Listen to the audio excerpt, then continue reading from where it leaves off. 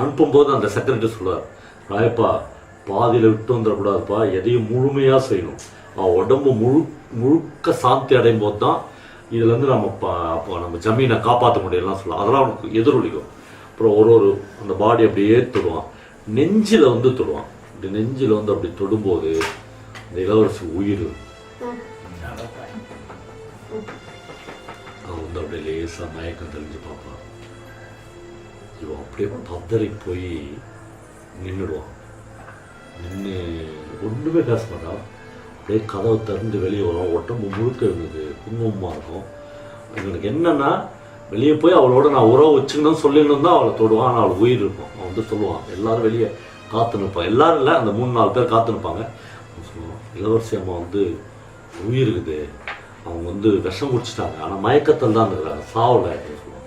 அவசரமாக செய்தி வந்து ஜமீனுக்கு போகும்.